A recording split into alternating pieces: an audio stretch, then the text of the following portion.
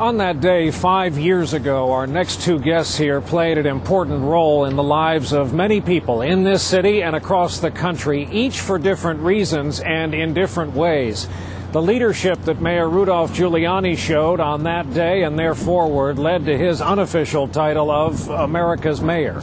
Tom Brokaw was on the air for hours and then for days, telling our anxious viewers what we knew and what we didn't know. And both gentlemen have been kind enough to join us here tonight. Thank you for being with us. And Mr. Mayor, we'll start with you. The mayor of New Orleans got in a little trouble lately, but a lot of New Yorkers thought he had a point. Maybe he chose the wrong words. Is it at all an embarrassment that people who want to come to visit, pay their respects, have no memorial to visit 5 years now? I mean, probably would be better if there was more progress that was made. But I have to tell you, Brian, there are things that have happened since September 11 that surprised me and some that haven't. It doesn't surprise me that it hasn't been done yet. Why not? Because I knew how complicated it would be, how emotionally complicated this is. So many people have been personally affected by this. They all have their own ideas of what should be done. Some people want no memorial. Some people want a grand soaring memorial. Some people want office buildings. That I think cutting through all that has been very, very difficult. And somebody from Oklahoma City told me this. Maybe 3 or 4 days after it happens, a group from Oklahoma City came up and they said it took them about, I think, 5, 6, 7 years to sort of get it together. And they said it's going to be more complicated for you. So I wish it had been done, but I'm not surprised that it hasn't. And Tom, as a longtime New Yorker, you know that feeling we had in those days that followed, strangers hugging strangers and applauding firefighters.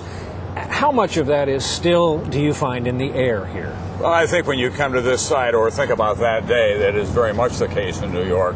New York, of course, is famous for having differences with one another and the rest of the world, for that matter.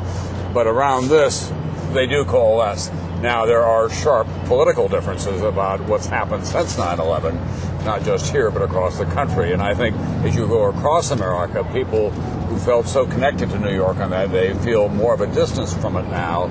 And like the war itself, it's complex, their set of feelings. They're a little confused about what does Iraq have to do with it? Are we making progress? How does this end? Where does it end? Your march uptown, Mr. Mayor, in the dust, though not planned as a media moment, lifted up the city on that day. Anything you'd take back or do over? Was anything that you could have done differently? Sure, if you could, absolutely. I mean, first of all, if you could have anticipated the airplanes coming into the building. Well, beyond that, or even the scope of it. I mean, we had been planning for a terrorist attack for 6 or 7 years, but I don't think we ever. All the drills that we did, exercises, this was 3 times larger than anything we had planned for. But that was a national failure of imagination. Well, it was us too. I mean, our command center was 1/3 as large as it should be. We had to go find one that was 3 times the size. It kind of reflected in what happened with 911. 911 was overwhelmed. This is the biggest 911 system in the country. It couldn't handle that. I think the city has learned those lessons. I think Mayor Bloomberg has sort of built things out. If there is a next time, things will be 3 times larger. Now, given the way these terrorists operate, maybe next time they'll do an attack that's 5 times larger. Who knows? I mean, which is what I kind of think they're waiting for. I think they're waiting for another, what they call spectacular attack. Might not be here. It might be someplace else. But this hasn't ended. And when I was reflecting on the 5th anniversary of the attacks of September 11, I think we can fall into the illusion that this is consigned to history. This is still going on. It was going on in London, a year ago. I was there, half a block away. A bomb goes off at the Liverpool station. 2 months ago, or a month ago, they uncovered this plot to blow up 11 airplanes. These people still want to come back here and do it again. And whether it's a different kind of war or not, and it is a different kind of war, we are at war. I mean, but it's hard to see it and hard to feel it, but we are at war. Tom, in the time remaining, is this the formative event of a generation? Any debate? Oh, I don't think there's any question about that.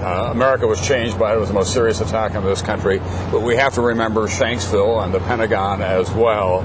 It was an attack not just on New York City, but it was an attack on all that we stand for, the Western ideals of law and modernity and pluralism. And those are the big issues. And the question is, how do we get at the roots of that rage, not just militarily, but otherwise, Ryan? That's a great challenge for this generation. Gentlemen, thank you both for being with us. And thank you for your coverage, Tom. Thanks. It was of incredible help to us. Thank you. Hear, hear. Oh, that's very nice.